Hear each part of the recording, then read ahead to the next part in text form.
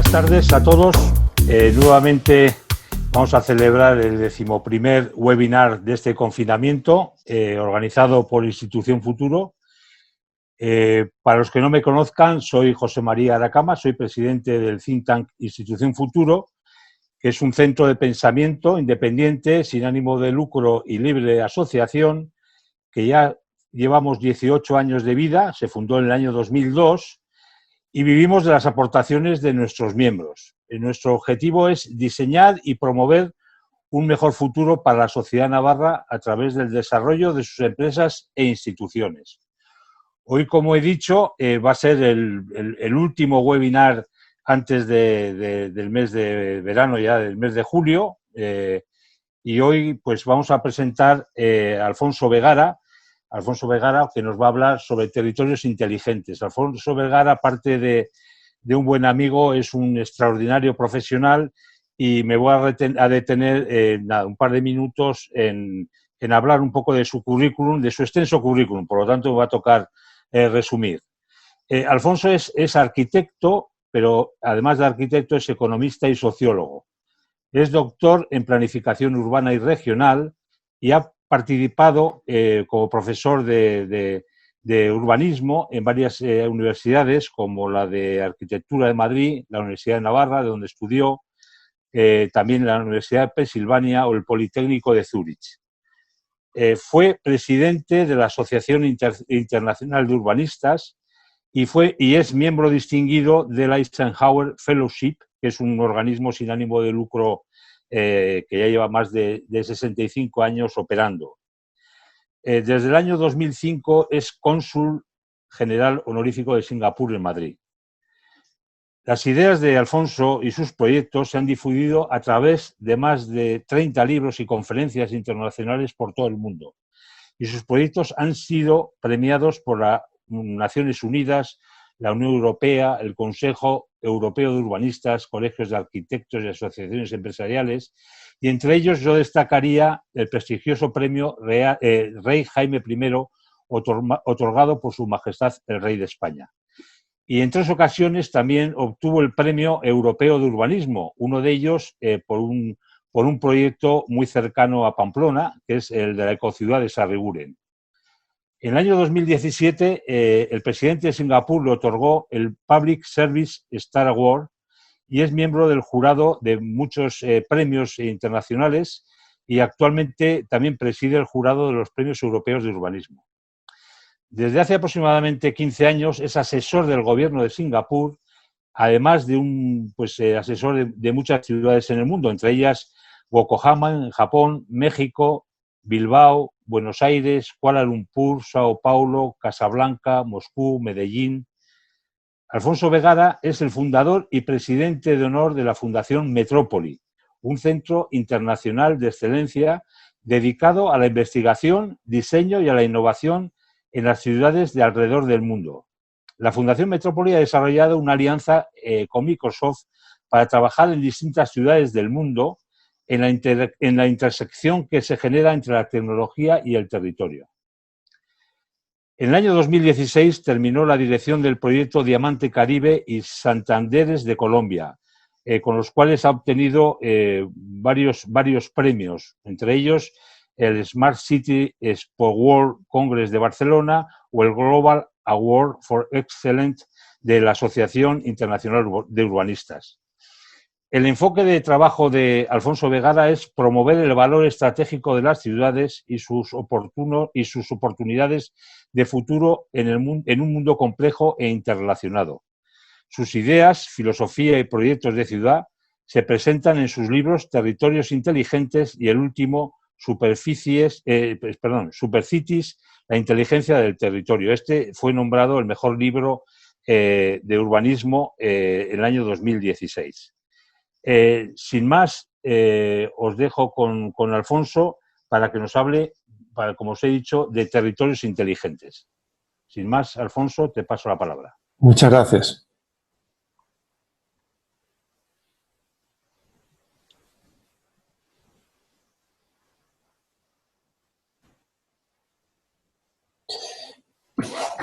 Bueno, muy buenas tardes a todos. Se ve bien la pantalla, ¿verdad? Se se ve la imagen de superciudades, la inteligencia del territorio, imagino. Gracias de verdad, Josécho, por esta presentación y enhorabuena por esta organización que habéis creado para impulsar la transformación de Pamplona, tanto desde las empresas como desde el sector público. Mi presentación pues, se va a centrar en la experiencia de trabajo de la Fundación Metrópoli, que es una institución que creamos hace 20 años para impulsar también la transformación positiva de las ciudades y de los territorios. Hay una cuestión que nos llevó a crear esta fundación internacional que nació en la Universidad de Pensilvania, y es la importancia creciente que tienen las ciudades. Fijaros en esta imagen que muestra únicamente las ciudades que tenían más de 1 millón de habitantes en 1950. Aquí veis en el año 2000 y ahora en el año 2025. Es decir, nunca antes en la historia de la humanidad se había producido un cambio tan espectacular en el crecimiento de las ciudades. Y yo creo que esto es un tema importante y es un reto para todos nosotros.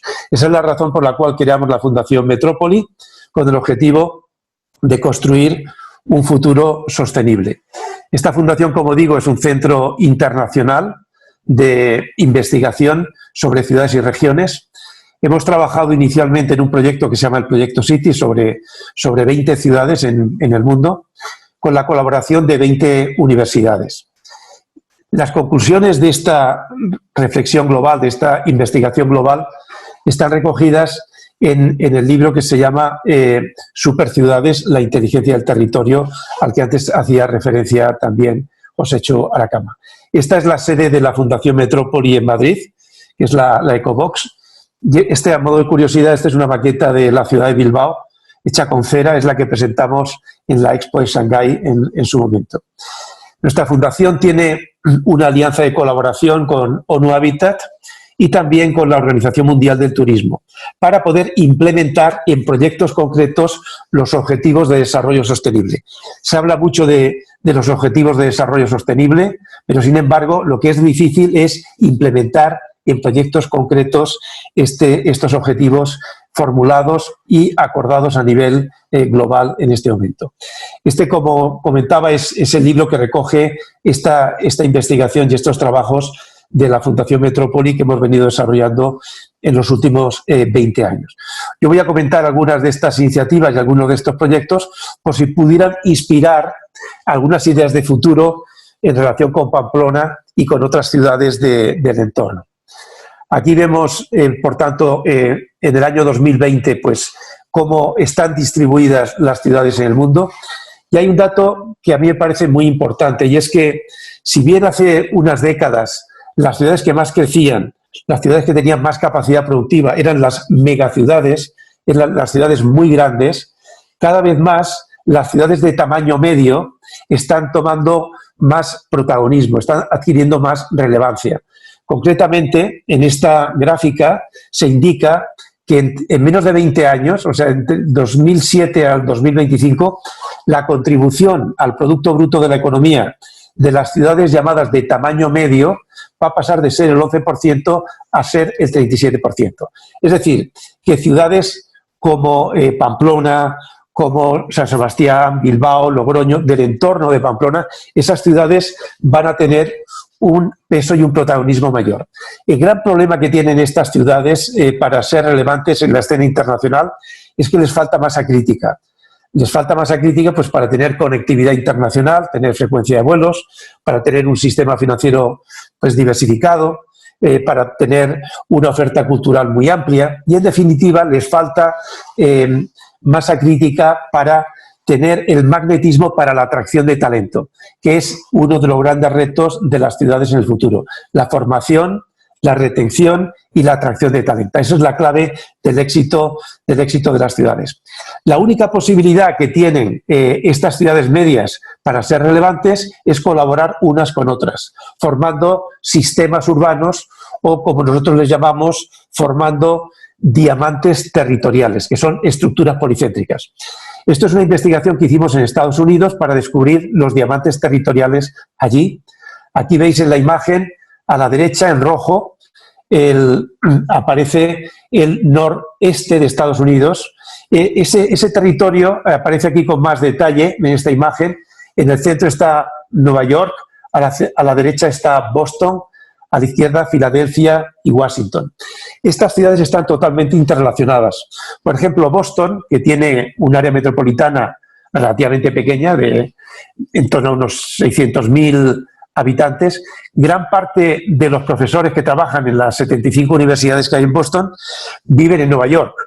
Y gran parte del sistema financiero de Nueva York tiene relaciones muy profundas con Washington, que es la capital política. Es decir, las ciudades del futuro no son las ciudades del pasado, no son los términos municipales aislados, sino son territorios policéntricos, que son estos diamantes territoriales. Esto lo hemos aplicado en muchas ciudades en el mundo y las conclusiones siempre son las mismas. Aquí, por ejemplo, entre Europa y Asia hay una ciudad espectacular que es Estambul. Estambul, como área metropolitana, tiene 14 millones de habitantes. Es una ciudad espectacular. Fijaros la riqueza, digamos, topográfica y la forma de la propia ciudad en relación con el mar de Mármara. Y es una ciudad, como veis, espectacular, con una historia increíble. Sin embargo, en el entorno de Estambul hay otras ciudades, como veis al sur, Bursa. Bursa tiene solo 2 millones de habitantes, pero está creciendo 10 veces más rápidamente que Estambul. Y otras ciudades como Bandirma, etc. Estos territorios, si analizamos, en amarillo están marcadas lo que se llaman las isocronas del entorno de las ciudades que componen este ámbito, pues ahí en ese territorio que hemos llamado el diamante del mar de Mármara, está casi el 40% de la economía de Turquía. Esto es el concepto de diamantes territoriales. Por ejemplo, aquí hay una ciudad que se llama Bandirma, en este ámbito que veis ahí, y está en el corazón de ese diamante. Entonces, Bandirma va a ser el superpuerto futuro del diamante del mar de Mármara. Es decir, esta estructura policéntrica de ciudades inspira las infraestructuras del futuro, los trenes de alta velocidad, las carreteras, los aeropuertos, etc. Y es una nueva realidad con la que vamos a tener que convivir en el futuro. Ya dentro de España también hicimos una investigación sobre los diamantes territoriales en el sur de Europa, y aquí aparece pues, el diamante portugués entre Lisboa y Estambul, el diamante mediterráneo entre Madrid, Barcelona y Valencia, que son las ciudades de mayor tamaño económico y demográfico de España y que forman esta realidad. Y luego, pues, el diamante de la Costa Azul, el diamante del entorno de Milán, etc. De manera que estas visiones territoriales son las que inspiran luego las estrategias de desarrollo y las infraestructuras que necesitan los territorios. En ese contexto, me gustaría compartir con vosotros las reflexiones y los proyectos que hemos venido haciendo en Bilbao, algunos de los cuales son muy conocidos, pero otros son proyectos de futuro que creo que son muy interesantes como elementos de reflexión para definir el futuro de la ciudad de Pamplona. Por ejemplo, en esta imagen veis en el año 1983 aquellas famosas inundaciones que destruyeron el centro histórico de Bilbao.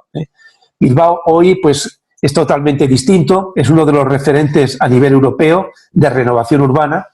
Sin embargo, Bilbao gastó mucho más dinero y puso mucho más énfasis en el tema ambiental de la recuperación de la ría, que veis aquí, que en la propia construcción del Museo Guggenheim, que de hecho hay mucha gente que llama al efecto Bilbao, le llama efecto Guggenheim, así como si un edificio singular pudiera transformar la estructura de una ciudad.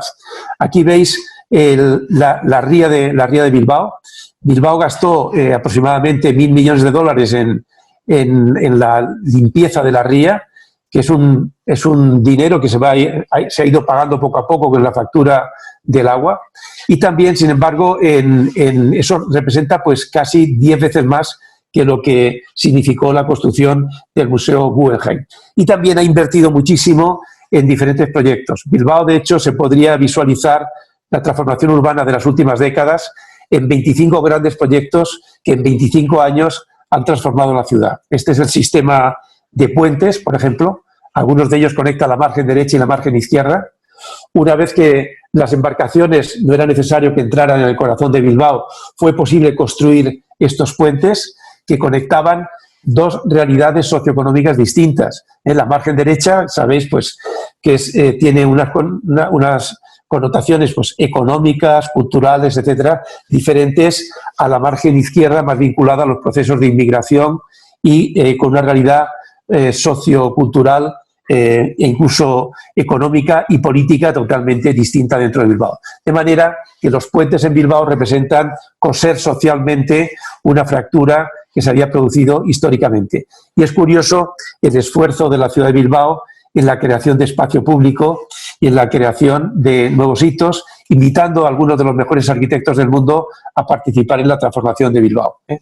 Bilbao como municipio es relativamente pequeño, tiene unos 350.000 habitantes, pero esta área metropolitana, entre Bilbao, que está aquí en la parte central, y el río, la desembocadura del río y el puerto, pues son casi 1 millón de habitantes en ese territorio.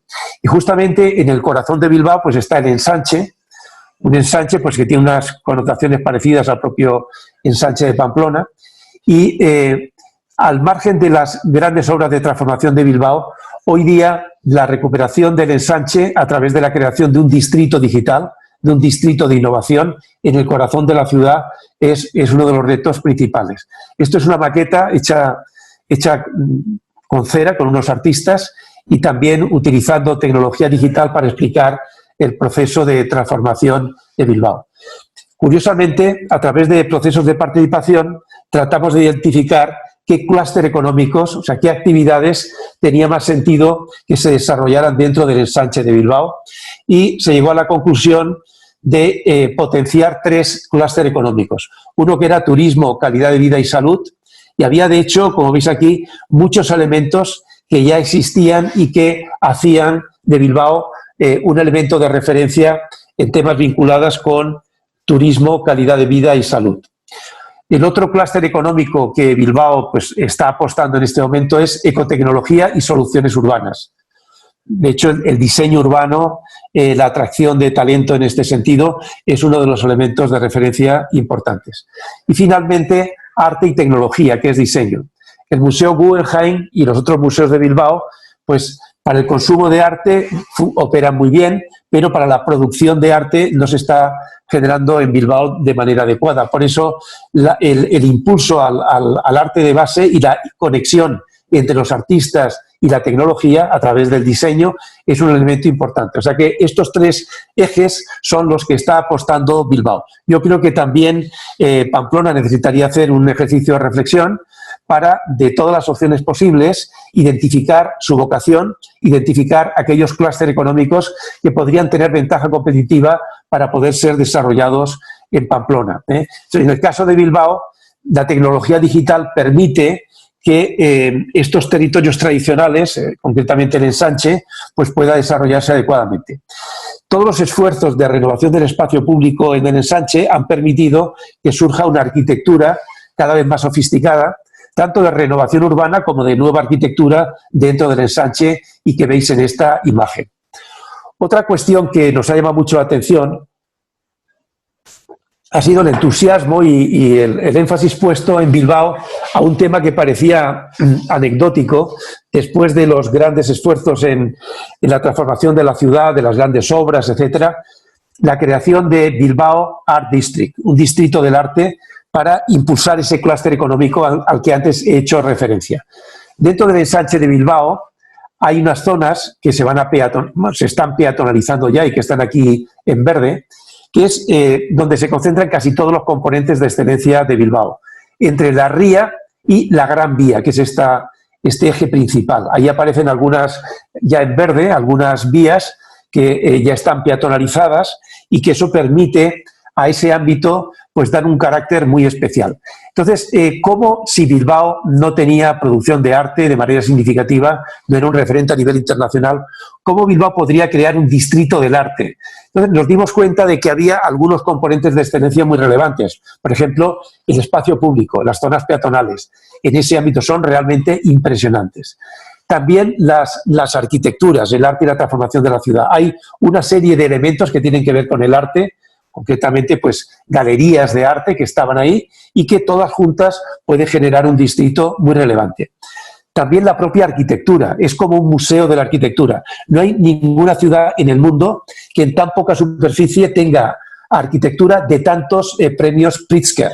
Todos estos arquitectos han trabajado en Bilbao. Al principio el Colegio de Arquitectos era muy reacio a invitar arquitectos internacionales, pero hoy día los arquitectos de Bilbao han aprendido también mucho y están trabajando con muchos de estos arquitectos en distintos proyectos en el mundo. Yo creo que ha sido enormemente positivo y ha surgido una arquitectura muy singular en Bilbao.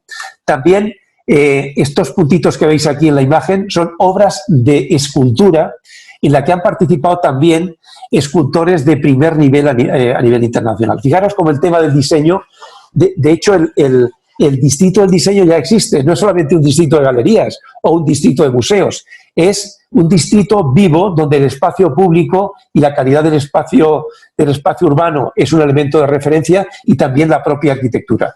Eso es lo que permitió, juntamente con la Asociación de Galeristas de Bilbao, lanzar, también con el apoyo del Ayuntamiento, esta idea de Bilbao como distrito del arte.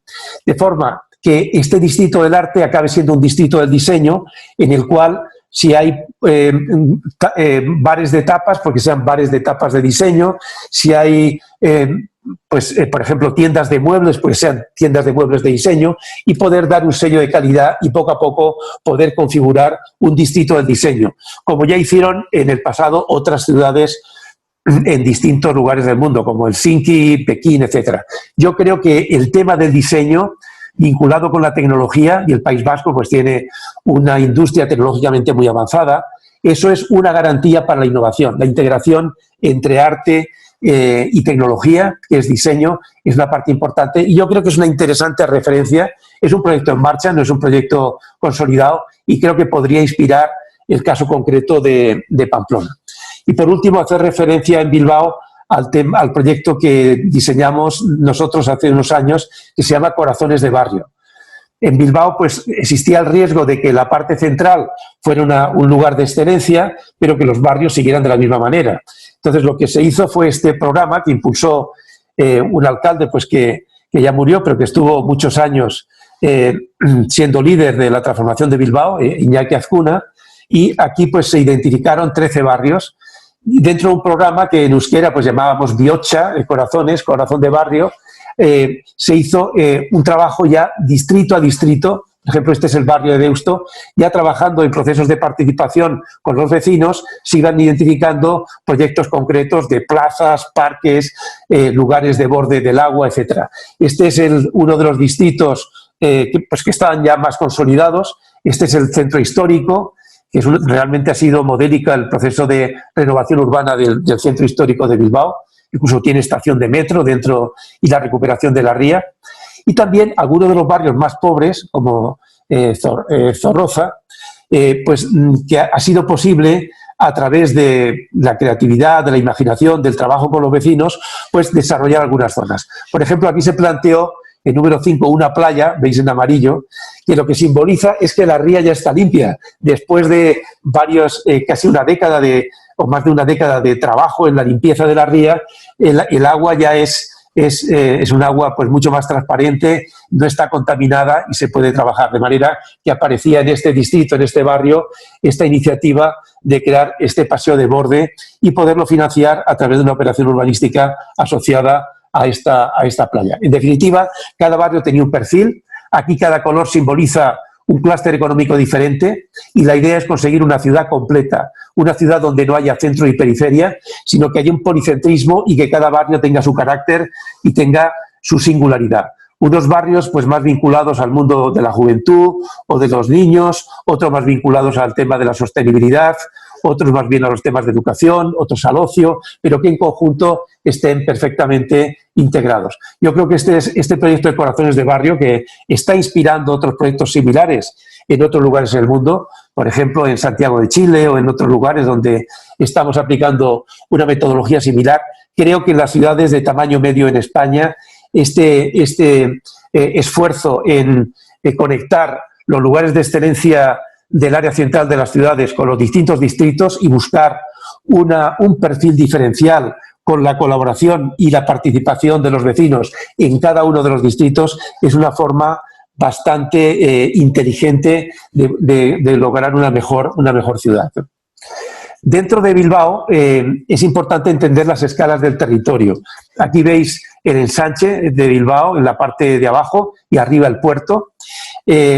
Y Bilbao no se puede entender la transformación de Bilbao sin el diamante del País Vasco, es decir, sin la estructura policéntrica de Bilbao, San Sebastián, Vitoria, que siempre llamamos Euskal Hiria, la ciudad vasca, la ciudad policéntrica vasca, la ciudad-región, Bilbao, San Sebastián y Vitoria. Y ahí aparecen las ciudades de tamaño medio, de manera que estas ciudades, si se conectan bien, pueden ser complementarias. De hecho, cuando hicimos el Plan Regional del País Vasco hace ya un par de décadas, propusimos un tren de alta velocidad que conectaba las tres ciudades. De manera que la distancia en tiempo entre Bilbao, San Sebastián y Vitoria se iba a reducir mucho, como veis en la imagen de la derecha.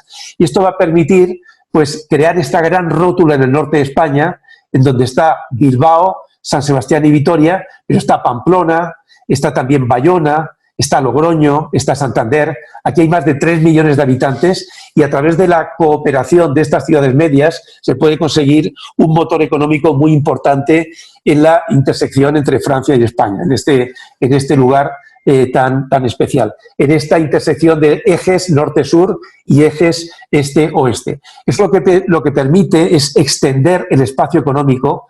Fijaros, el área de influencia de esa rótula, de ese diamante territorial, pues incluiría también a Burdeos, Zaragoza, Valladolid, el área central de Asturias y, en definitiva, con los trenes de alta velocidad, con la mejora de las telecomunicaciones y con el trabajo a distancia, etcétera, este tipo de espacios van a ser relevantes y son algunas de las pocas opciones que tienen las ciudades medias de salir adelante. Si son pensadas únicamente desde la óptica local, pues corren el riesgo de quedar como irrelevantes. Por eso la colaboración, incluso entre ciudades de distintos países o de distintas comunidades autónomas, nos parece absolutamente fundamental. Ahora me gustaría comentar una experiencia asiática, que es la experiencia de Singapur. Este proyecto, que se llama Marina Bay, es el proyecto más emblemático, quizá el último, pues, que se ha hecho en Singapur.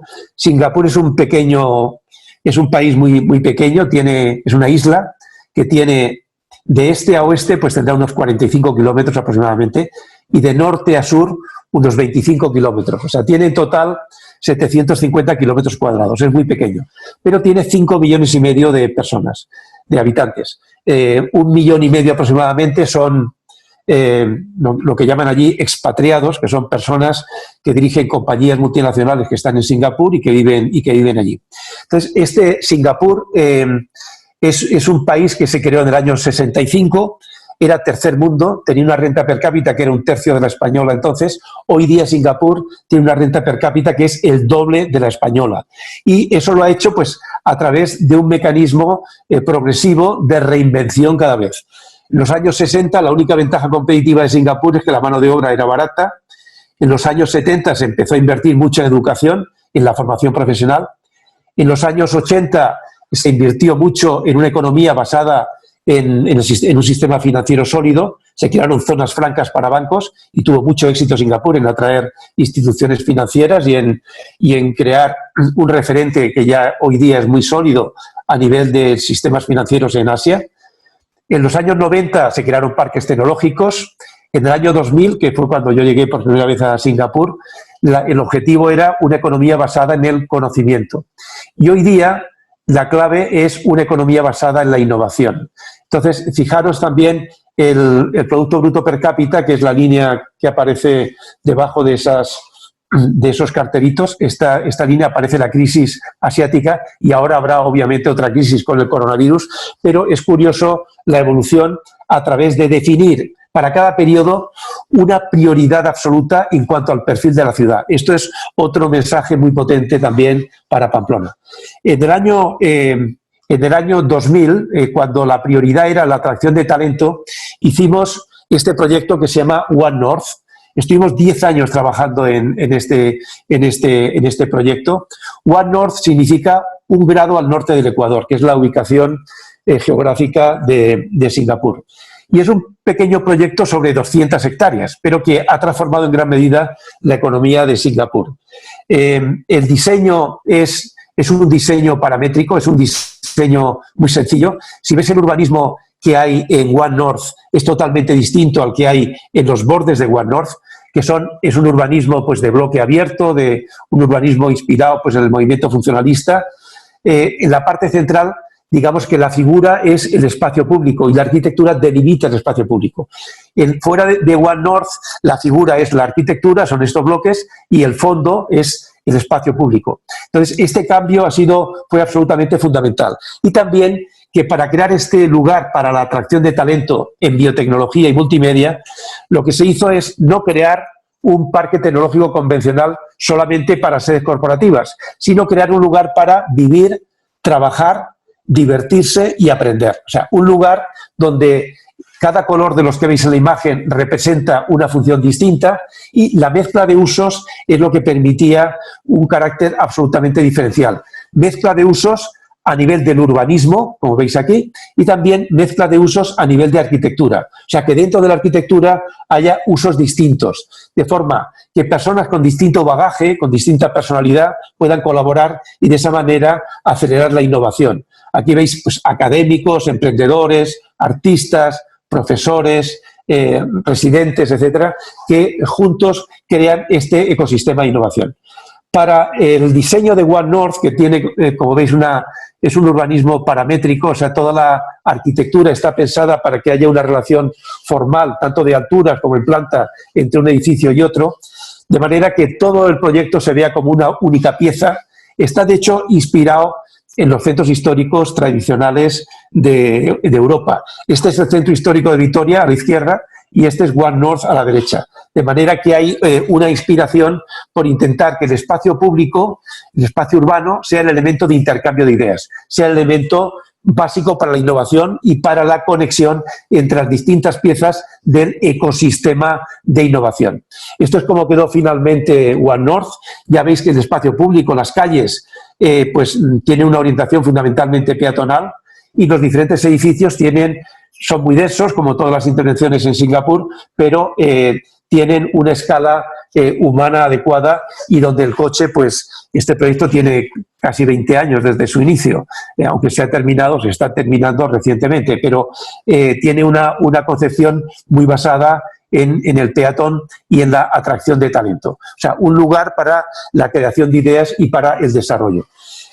Recientemente, después de los años 2000, cuando Singapur apostó mucho por la atracción de talento, y lo sigue haciendo, se dio cuenta Singapur que una de las grandes opciones que tenía para desarrollarse en el futuro era contribuir a la construcción de ciudades, de manera que se pudiera transformar la isla de Singapur en un laboratorio de experimentación de soluciones urbanas. De manera que se puedan atraer compañías hacia Singapur, atraer ideas, atraer talento que pueda experimentar en Singapur con nuevos conceptos, colaborando con empresas locales, con universidades locales, ser los primeros en adoptar estas iniciativas y de aquí, exportar a los mercados globales la experiencia de Singapur. Por ejemplo, One North ha permitido crear una compañía que es de los fondos soberanos de Singapur, que se llama Ascendas, y Ascendas está replicando el modelo One North en la India y en otros lugares. O, por ejemplo, el puerto de Singapur ha conseguido pues, mucha eficacia y mucha tecnología para que el puerto sea muy eficiente, pero en este momento están gestionando 100 puertos en el mundo. Lo mismo pasa con el aeropuerto, con los programas de vivienda social, con los sistemas de regulación de tráfico. O sea, todo Singapur es un laboratorio de soluciones urbanas. Que Pamplona también lo podría ser. Pamplona yo creo que es una ciudad de excelencia a nivel europeo y que podría también a nivel de América Latina pues ser un referente de cómo las ciudades medias afrontan el futuro con creatividad, con imaginación y con mucha inteligencia, ¿no? Este proyecto de One North ha inspirado, y esta es la última experiencia que me gustaría compartir con vosotros y luego con mucho gusto, si queréis, durante el debate, pues profundizamos en algunos de los temas, cómo podrían inspirar en territorios que son distintos, que son pues, de otro nivel de renta, porque claro, Singapur tiene un nivel de desarrollo económico hoy día altísimo. Singapur ha conseguido atraer 8.500 multinacionales que están y que operan desde Singapur. Y ya como dije antes, la renta per cápita es muy alta. Sin embargo, muy cerquita de Singapur está Vietnam, que está dentro de lo que se llama ASEAN, que son los países del sudeste asiático, que son aproximadamente 10 países, 600 millones de habitantes. Pues Vietnam es posiblemente el país que crezca con más rapidez dentro del sureste asiático. Y estamos desarrollando en este momento un proyecto que se llama Ecopark, que es un distrito de innovación. Este es un concepto que se podría aplicar perfectamente en Pamplona, en España y también en América Latina. Estamos utilizando la misma filosofía con la que diseñamos One North, pues esta filosofía de los territorios inteligentes o de la inteligencia del territorio, que tiene pues una serie de puntos de referencia desde participación, diseño con la naturaleza, integración del mundo físico y del mundo virtual, ir más allá de las soluciones Smart, etc. Esto es lo que hemos aplicado a este proyecto en Vietnam. Dentro de Vietnam, una de las ciudades, que es la ciudad capital, es Hanoi, que veis aquí, la localización de Hanoi, y dentro de Hanoi el centro está en este puntito que veis en blanco y Ecopark está en el puntito negro, que se llama Ecopark, que está a unos 15 kilómetros aproximadamente del centro de Hanoi. Estas manchas amarillas son isócronas, son áreas de influencia funcional desde el centro de Hanoi. Es un territorio de casi 30 millones de habitantes y que tienen un desarrollo industrial enorme. De hecho, la guerra comercial actual entre China y Estados Unidos pues está haciendo que muchas industrias chinas se estén desplazando a Vietnam. Está creciendo mucho Vietnam. Además, se ha comportado muy bien en el tema de la pandemia. La verdad, ha habido muy pocos casos. Y la verdad es que es un país por descubrir. Tiene una renta per cápita muy baja en este momento, pero un enorme potencial de desarrollo. Hicimos un proceso de participación para ver qué conceptos podrían ayudarnos a diseñar este urbanismo para la innovación. Y los que surgieron, aparecen aquí las valoraciones de 0 a 10 de los foros de participación que hicimos: urbanismo híbrido, o sea, un urbanismo para vivir y trabajar, diseño con la naturaleza, que fueran lugares de actividad 24 horas al día, que sea una comunidad socialmente integrada, que era un espacio para la innovación y también, y fundamentalmente, un espacio para la atracción de talento. Estos sean como ideas fuerza que inspiran el proyecto. El proyecto estaba dentro de un ámbito de unas 500 hectáreas, que era un ámbito fundamentalmente paisajístico y residencial, y el corazón de ese territorio, que se llama Ecopark, el corazón va a ser el distrito de innovación. Es lo que está aquí dibujado con más detalle, que son unas 100 hectáreas aproximadamente. Aproximadamente la mitad de la superficie de One North, de Singapur. Entonces, aquí nos basamos mucho en la naturaleza. Aquí el nivel freático es altísimo y es muy fácil pues, crear lagos y crear láminas de agua, de manera que nos gustaría que este distrito de la innovación estuviera rodeado por este sistema hídrico. Esta es una imagen inicial del distrito de innovación que tiene distintos componentes. Aquí hay una gran tradición de utilizar altas densidades. Hemos planteado un urbanismo también paramétrico y para comentar un poco la estructura de este proyecto, deciros que la parte central, la fase 1 al mismo tiempo, los elementos que van a detonar el proyecto son los siguientes. En primer lugar, un gran centro comercial que hay aquí, porque ya había una alianza con una empresa coreana para poder hacer un gran centro comercial que diera servicio a todo este diamante territorial que hemos visto, a toda esta zona del entorno de Hanoi de 30 millones de habitantes. Es lo que hemos llamado el Diamond Place. Luego también hemos planteado un palacio de exposiciones y congresos, que no hay palacios de exposiciones y congresos de mucha calidad dentro de Hanoi. Y aquí aparecía también un icon, o sea, un edificio muy singular que dentro del grupo promotor pues querían impulsarlo. Este es un solo promotor que es propietario de todo el proyecto, de las 500 hectáreas, y aquí estamos experimentando la creación de un distrito de innovación. Está inspirado este proyecto, aunque con formas distintas, en Marina Bay de Singapur. Aquí a nivel del programa tenemos un palacio de exposiciones y congresos, un gran centro comercial, este es un museo nacional, unos cubitos de innovación y luego un gran hotel, un hotel muy grande de 2.500 habitaciones. Esto es lo que ha permitido en el borde de la lámina de agua que en Singapur crezca todo el distrito financiero.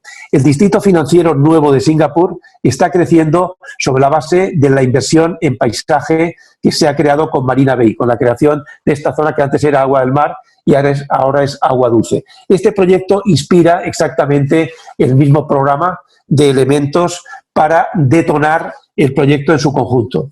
Ahí hay una zona que se llama Phase Zero, que es la fase cero, donde hay fundamentalmente un par de universidades que hay en las inmediaciones.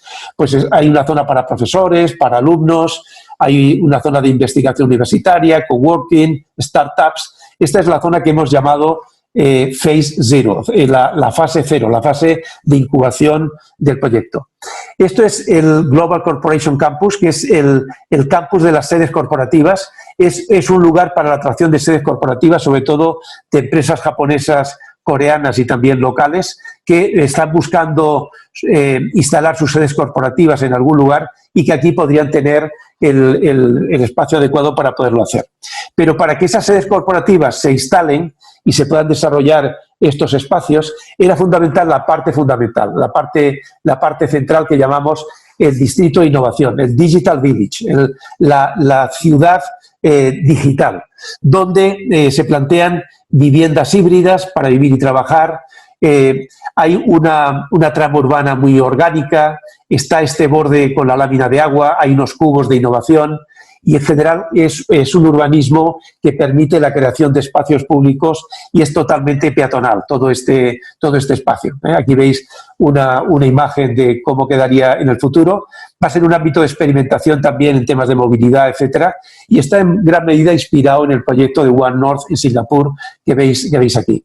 También el paisaje es muy importante. Esta secuencia de cubos de innovación nos parece interesante y este gran canal que al mismo tiempo es un elemento de conectividad, en este caso de transporte azul. Es decir, este borde del proyecto es una pieza muy importante que a través de embarcaciones de poco fondo y muy ecológicas pues pueden servir para facilitar también la movilidad. Y sobre todo dotar de una tecnología digital de última generación a este proyecto.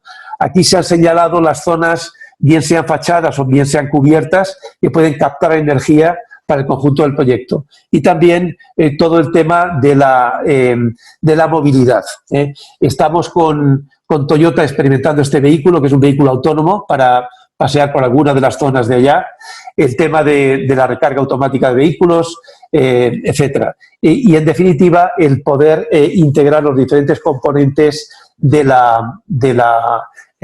componentes digitales del programa Smart City de este proyecto. Es muy importante trabajar en este tipo de iniciativas con marcas pues experimentadas que pueden aportar valor a estos conceptos. Aquí estamos explorando Indra, ABB, Siemens y Dell para el propio proyecto. Y en definitiva, así es como quedará este distrito de innovación. Esta sería la fase 1, la fase 2, la fase 3, la fase 4, la fase 5, este es un distrito de biotecnología, la fase 6 y la fase 7. Este es el conjunto del proyecto. En este tipo de iniciativas es muy importante también la marca. En este caso hicimos un pequeño ejercicio de una palabra que para nosotros pues simboliza mucho, que es la palabra diamante, porque el diamante pues surge de una piedra, pero a través del trabajo humano, a través del diseño pues, y de la geometría, pues se puede crear una piedra preciosa. Y dentro del diamante, pues el diamante es una metáfora donde hay puntos, líneas y superficies, ¿no? Los puntos son las arquitecturas, las líneas son las conexiones, tanto físicas como digitales, y las superficies pues son los espacios públicos y los sistemas ambientales. Entonces, con esa analogía, este es el lugar donde se hace el proyecto. Este es el borde, pulir el borde del proyecto. Esta es la primera versión y cómo se podría poco a poco pues crear, y con la metáfora del diamante, este lugar y poder completar el diseño físico con el diseño digital. De manera que el Diamond City es la marca de este proyecto en Hanoi. Bien, pues estos son algunos de los ejemplos que quería compartir con vosotros y con mucho gusto a continuación, pues si queréis que articulemos una pequeña reflexión sobre estos temas y muy especialmente, me imagino, sobre cómo algunas de estas ideas podrían ser utilizables en la ciudad de Pamplona, en Navarra y en sus conexiones con el entorno. Muchísimas gracias. Muchas gracias, Alfonso. Buenas tardes. Buenas tardes también a todos los espectadores. Una ponencia interesantísima, Alfonso, muy inspiradora, con todos los ejemplos en los que has trabajado. Un lujo poder escucharte. Tenemos ya varias preguntas. ¿Te parece? Arrancamos ya. En la primera nos plantean que en el confinamiento ha habido casos pues, de familias que han estado en una situación tanto precaria, ¿no? En viviendas sin terrazas, sin jardín, con pocas vistas, a veces con poca luz, y nos preguntan, por un lado, si se van a tener en cuenta en las nuevas construcciones estos aspectos, es decir, una mejor calidad de vida dentro de las viviendas, pensando en algún nuevo confinamiento. Y a nivel más macro nos preguntan, y te lo ligo con otra pregunta, en plena crisis del coronavirus, ¿cómo crees que se deberían repensar las ciudades? ¿Cómo afecta el COVID a su desarrollo? Muy bien. Bueno, yo creo que es la gran pregunta, es el gran tema. Claro, aunque no tengamos las respuestas, pero sí tenemos la misma preocupación y compartimos el mismo reto, ¿no? De ver cómo va a ser la vivienda del futuro, cómo va a ser la oficina del futuro, cómo van a ser los centros comerciales, cómo van a ser las universidades y, finalmente, cómo van a ser las ciudades. Yo creo que mucha gente ha pensado, y incluso han escrito, que la ciudad pues, es un gran problema cuando surgen situaciones tan dramáticas como la que hemos vivido. No tenéis más que ver el tema del metro de Nueva York, lo que se ha sufrido, la cantidad de contagios que se han producido ahí.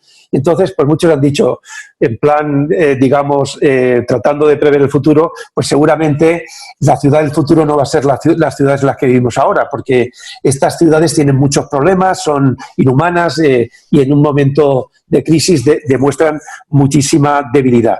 Yo creo que las ciudades están aquí para quedarse y, en cambio, el coronavirus está para irse y, si es posible, pronto mejor. Es probable que vuelvan algunos episodios similares. Están produciendo efectos clarísimos de cambio climático, de reequilibrios a todos los niveles, y es probable que una situación de este tipo pueda volver a pasar. Pero yo confío en que en un tiempo razonable pues hayamos superado esta situación dramática y las ciudades vuelvan a tener su fuerza. Las ciudades no son el problema, las ciudades son parte de la solución. Lo que pasa es que tenemos que utilizarlas de manera adecuada. Yo creo que había muchas tendencias de base, había muchos cambios que se estaban produciendo, grandes retos de la humanidad, que se manifestaban también en las ciudades, los retos de cambio climático, los retos de lucha contra la pobreza y la desigualdad, la falta de solidaridad que se generan dentro de la ciudad y entre países, etcétera. Y creo que esta crisis nos ha ayudado a entender la importancia de muchas cuestiones, y fenómenos y tendencias que se iban produciendo ahora se están acelerando muchos cambios debido a esta experiencia que estamos viviendo. Y contestando de manera más específica con la pregunta planteada, y efectivamente yo creo que la vivienda debería cambiar. El tema del teletrabajo que todos estamos experimentando, y hoy es un ejemplo de ello, ¿no? Poder compartir pues, ideas con esta tecnología, ¿no? Yo creo que las viviendas van a ser viviendas híbridas en el futuro, viviendas donde se pueda vivir y trabajar. Yo creo que van a ser viviendas mucho más flexibles. A veces, cuando uno analiza, por ejemplo, la normativa de las viviendas de protección oficial, ¿no? Pues que generalmente es una normativa muy rígida. Yo creo que las viviendas en el futuro se van a pensar con más libertad, con más flexibilidad.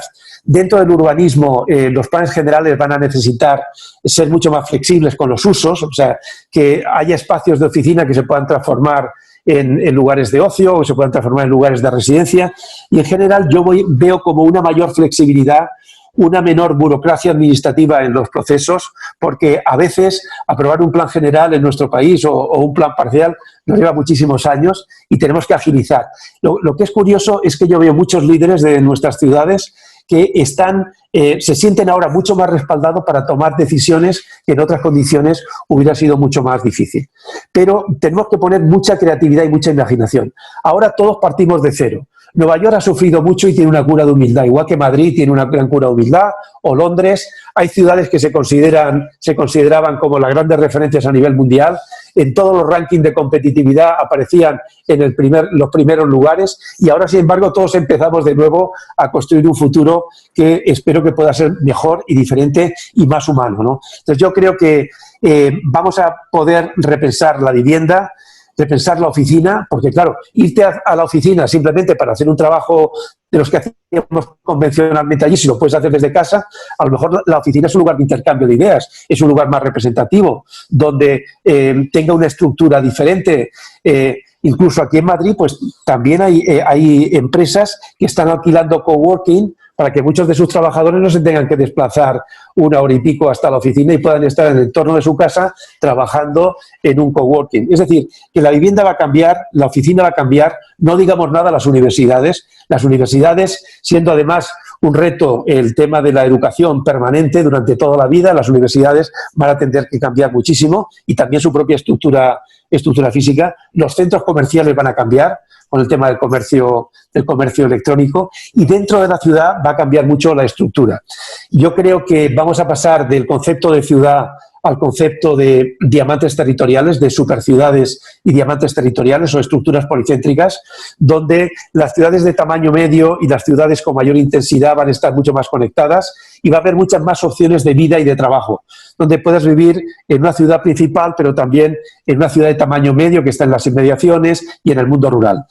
La relación entre el mundo rural y el mundo urbano va a ser mucho más interesante, y el papel de las ciudades medias yo creo que va a ser muy relevante.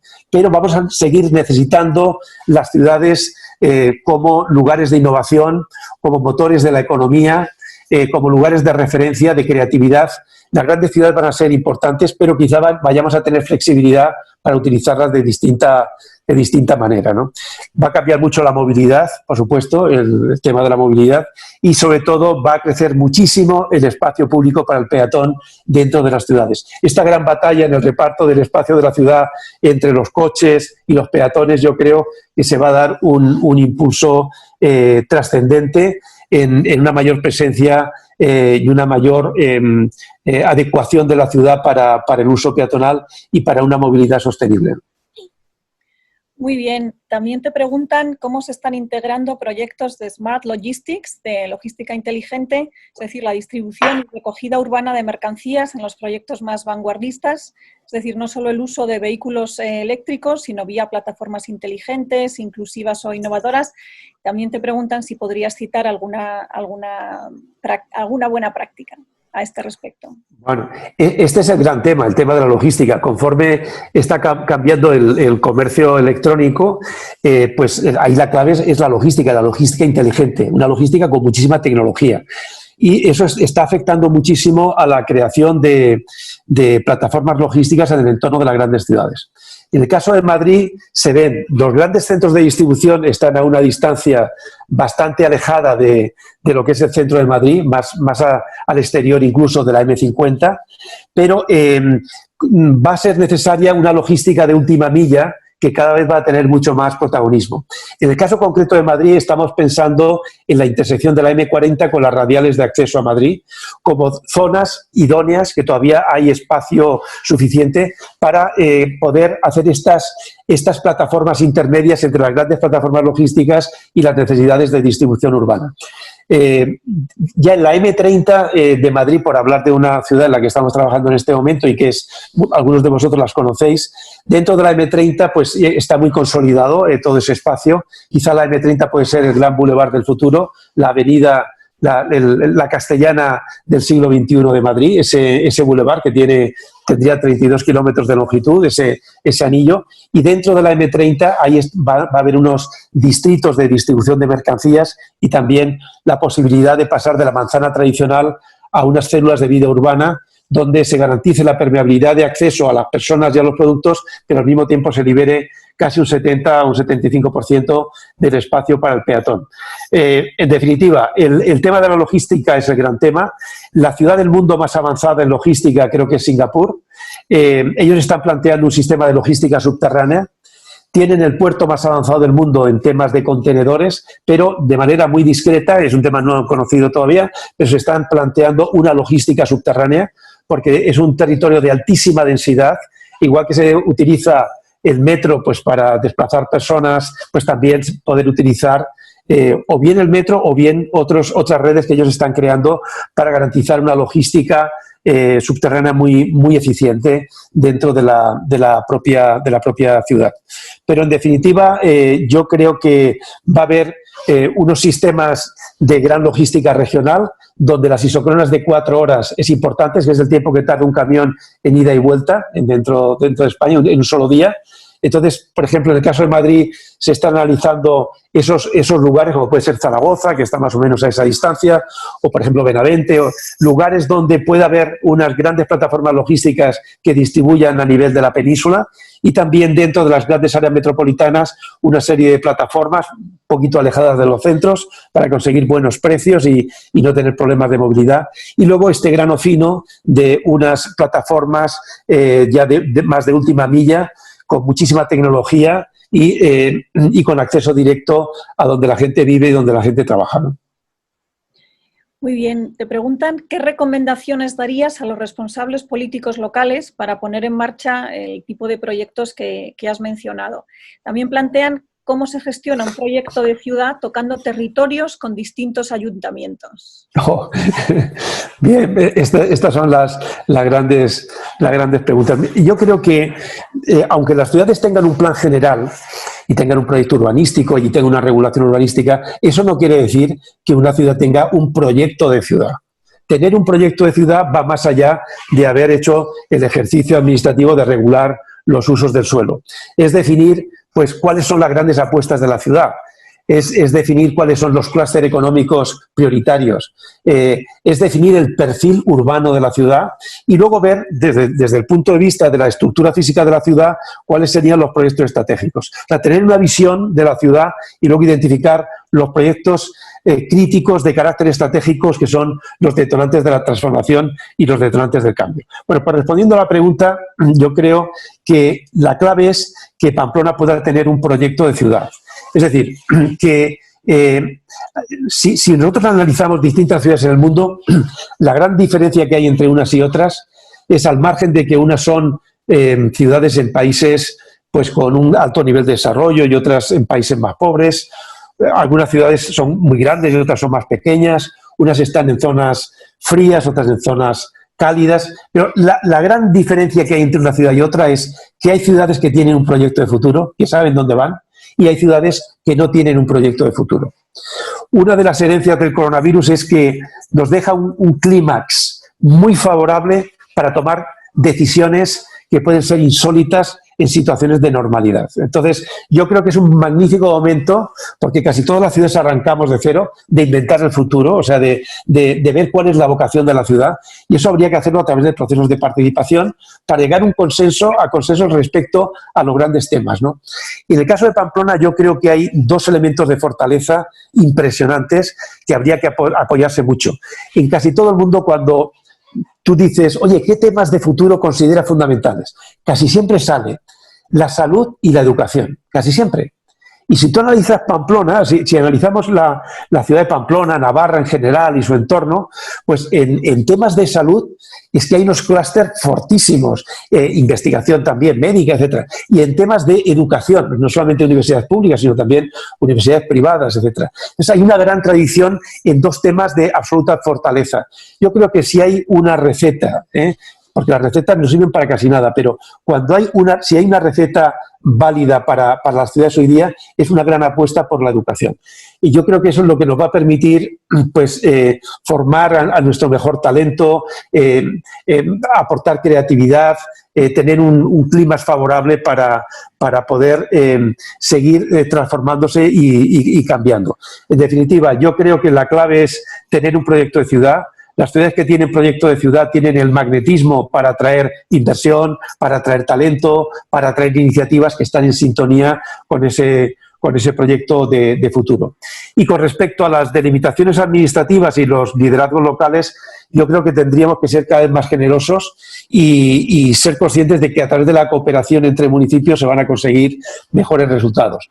No compitiendo entre municipios de borde o entre comunidades autónomas que son vecinas, se van a conseguir mejores resultados, sino al contrario.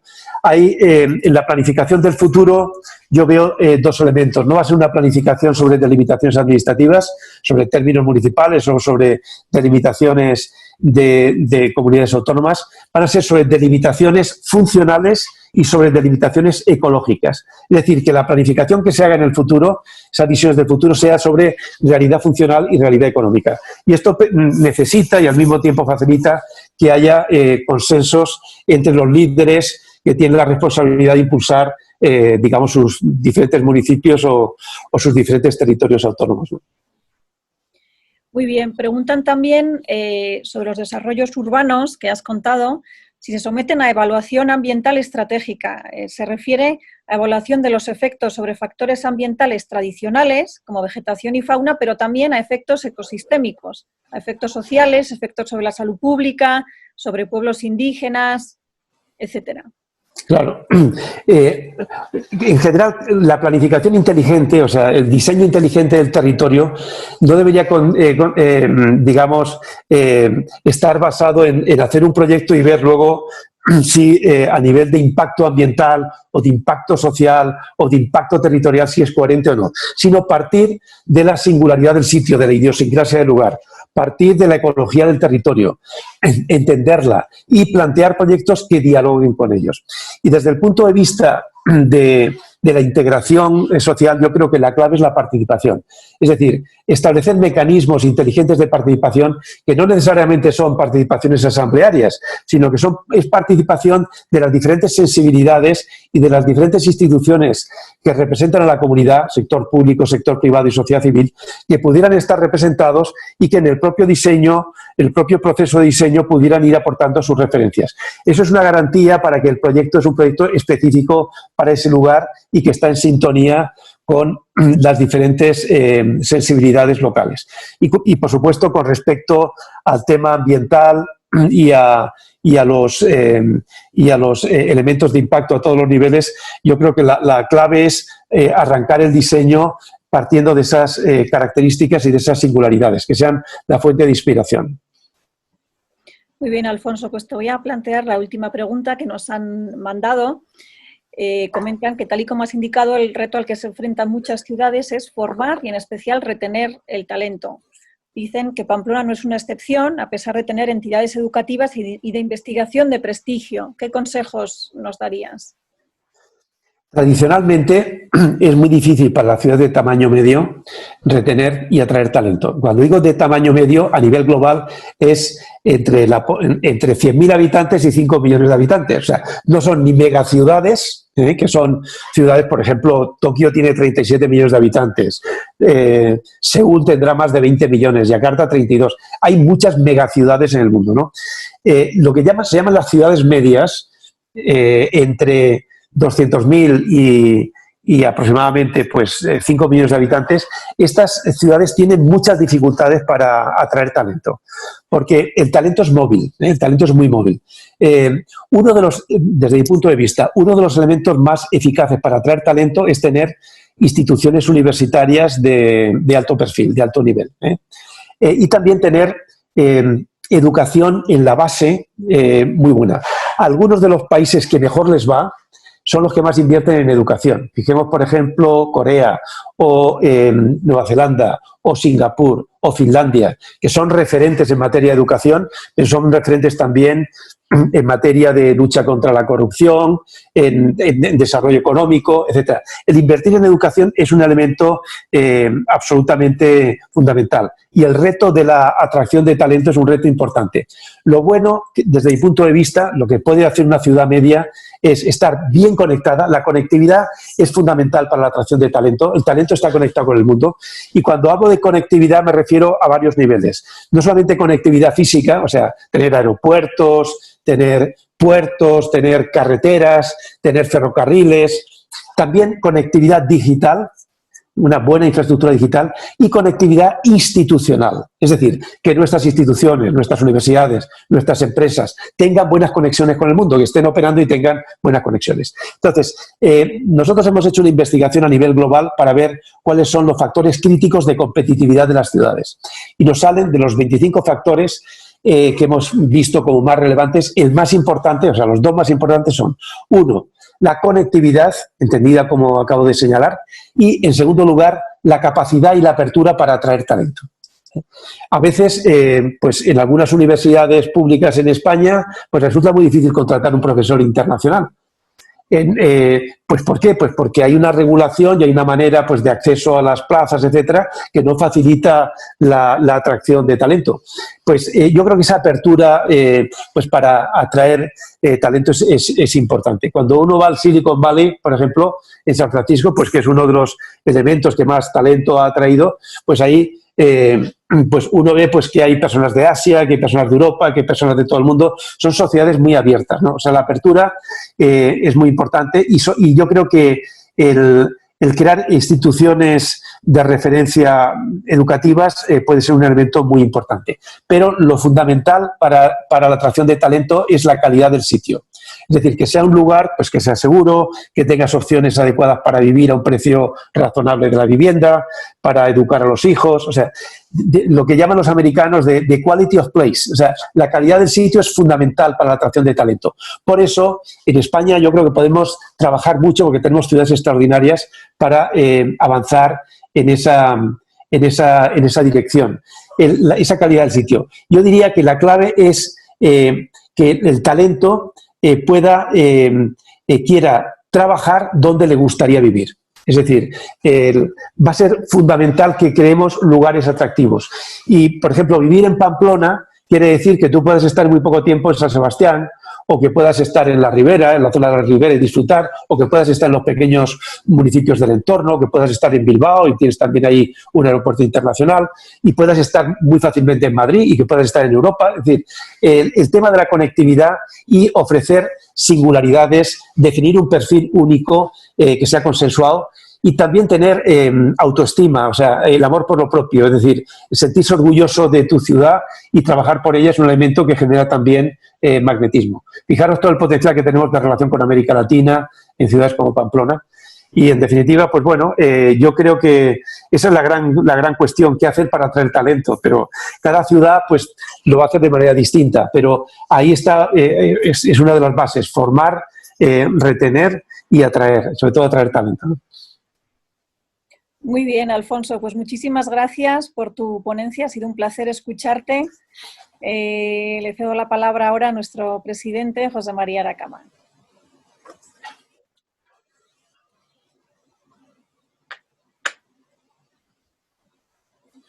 A Josécho, que no le oímos, así que vamos a intentar... Tiene el micro desconectado. Vamos a intentar que conecte el micro para que le podamos ya está conectado, ¿no? No, muchísimas gracias. No, Ana ya me había pasado que había muchísimas preguntas y hemos autorizado que por lo menos un par más hiciera, aunque nos pasásemos de nuestro habitual horario, que suele ser una hora con preguntas y respuestas incluidas. Oye, yo, bueno, pues como ya te conocía, sabía pues no sé, el interés que podía tener esta charla, este webinar, y espero que todos los asistentes pues efectivamente tengan la misma percepción que yo. Yo lo último que has dicho es sentirse orgulloso de la ciudad. Yo creo que yo me siento muy orgulloso de Pamplona y estoy muy ilusionado de que, bueno, pues que personas con responsabilidad, ¿no?, de la ciudad pues te hayan podido oír y que, bueno, pues que este planteamiento de proyecto ciudad pues lo tomen en serio y tengan unos retos pues para desarrollar en los próximos años, ¿no? Sin más, yo te diría ya que ya dada la hora, pues oye, agradecerte de nuevo y queremos tenerte contigo pues para aprovecharte, y tú que has sido pues persona conocedora bien de Pamplona, que has estudiado aquí, que has sido profesor de la propia Universidad de Navarra, ¿no? Pues seguro, y conociendo el mundo como lo conoces, pues seguro que tenemos que aprovecharnos de personas como tú que conocen la ciudad, pues para que nos deis ideas y tengamos un mejor desarrollo como motor económico que tiene que ser una ciudad como Pamplona, ¿no? Para Navarra. Oye, pues sin más, despedirme de todos vosotros y muchísimas gracias a todos los que nos habéis estado escuchando. Gracias.